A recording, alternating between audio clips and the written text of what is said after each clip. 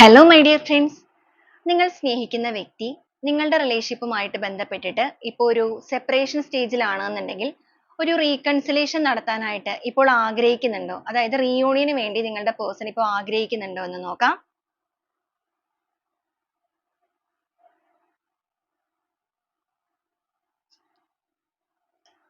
Three of cups, seven of swords, the strength, knight of pentacles ആണ് വന്നിരിക്കുന്നത്. നിങ്ങളുടെ റിലേഷൻഷിപ്പുമായിട്ട് ബന്ധപ്പെട്ടിട്ട് നഷ്ടപ്പെട്ടു പോയ സന്തോഷവും ആ ഒരു സമൃദ്ധിയും ഒരു സെലിബ്രേഷനിലൂടെ തിരിച്ചു കൊണ്ടുവരണം എന്ന് ആഗ്രഹിക്കുന്ന വ്യക്തികളാണ് ഇവര്. അപ്പോൾ ചിലപ്പോൾ നിങ്ങൾ ഒരു കമ്മിറ്റ്മെന്റ് ആഗ്രഹിച്ചു നിൽക്കുന്നവരായിരിക്കാം. ചിലപ്പോൾ ഒരു വിവാഹം പോലെയുള്ള കാര്യങ്ങളിലേക്ക് വന്നിട്ട് പകുതി വെച്ച് മുറിഞ്ഞു പോയൊരു ബന്ധമൊക്കെ ആണെന്നുണ്ടെങ്കിൽ ഇപ്പോൾ ആ ഒരു നഷ്ടപ്പെട്ടു പോയ സ്ട്രെങ്ത് ഒക്കെ വീണ്ടെടുത്ത് ഇതിനു വേണ്ടി ബുദ്ധിപൂർവ്വം എങ്ങനെയാണെന്നുണ്ടെങ്കിലും പ്രവർത്തിക്കാൻ ഇവർ തയ്യാറാണ് എന്നുള്ളൊരു മെന്റാലിറ്റിയിലാണ്. ഒരുപാട് കാര്യങ്ങൾ ഇവിടെ പ്ലാൻ ചെയ്യുന്നുണ്ട്. അപ്പൊ ചിലപ്പോൾ നിങ്ങളുടെ റിലേഷൻഷിപ്പിൽ നിങ്ങൾ ഒന്നിക്കുന്ന ആ ഒരു കാര്യമായിട്ട് ബന്ധപ്പെട്ട് ഒരുപാട് തടസ്സങ്ങൾ ഉണ്ടായിരിക്കാം. എന്നാൽ തടസ്സങ്ങളെല്ലാം നീക്കം ചെയ്ത് ബുദ്ധിപൂർവ്വം അതിനെതിരെ പ്രതികരിച്ച് അല്ലെങ്കിൽ പ്രവർത്തിച്ച് വിജയം നേടുക.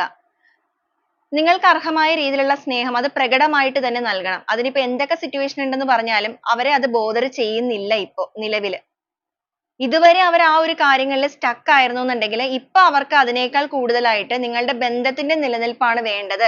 അല്ലെങ്കിൽ ഈ ഒരു റിലേഷൻഷിപ്പിൽ റീകൺസിലേഷൻ നടത്തേണ്ടത് അവരുടെയും കൂടി ആവശ്യമാണ് എന്നുള്ള രീതിയിലേക്ക് ഇവർ ചിന്തിക്കാൻ തുടങ്ങിയിട്ടുണ്ട്. അപ്പൊ വളരെ ഫാസ്റ്റ് ആയിട്ട് തന്നെ ആ ഒരു കാര്യങ്ങളൊക്കെ മൂവ് ഓൺ ചെയ്തിട്ട് ഈ ഒരു റിലേഷൻഷിപ്പിൽ നിങ്ങളുടെ മുന്നിലേക്ക് വന്ന് സറണ്ടർ ആവുക. നഷ്ടപ്പെട്ടു പോയ ആ ഒരു സ്ട്രെങ്ത് വീണ്ടെടുക്കുക എന്നുള്ളൊരു മെന്റാലിറ്റിയിൽ നിൽക്കുന്ന വ്യക്തികളാണ്. അപ്പൊ തീർച്ചയായിട്ടും ഒരു റീകൺസിലേഷൻ ആഗ്രഹിക്കുകയും അത് മനസ്സിൽ വെറുതെ ആഗ്രഹിക്കുക എന്നുള്ള രീതിയല്ല, അതിന് വേണ്ടിയിട്ട് പ്രവർത്തിക്കുകയും ചെയ്യാൻ തയ്യാറെടുത്ത് നിൽക്കുന്ന ഒരു പേഴ്സന്റെ എനർജിയാണ് നമുക്കിവിടെ കാണുന്നത്. അപ്പൊ നിങ്ങളുടെ വ്യക്തിയുടെ എനർജി ആയിട്ട് കണക്ട് ചെയ്യാൻ സാധിക്കുകയാണെന്നുണ്ടെങ്കിൽ പോസിറ്റീവായിട്ട് തന്നെ നിങ്ങൾക്ക് ആ ഒരു സ്ട്രോങ് ബോണ്ടിങ്ങിനായിട്ട് ക്ലെയിം ചെയ്യാവുന്നതാണ്.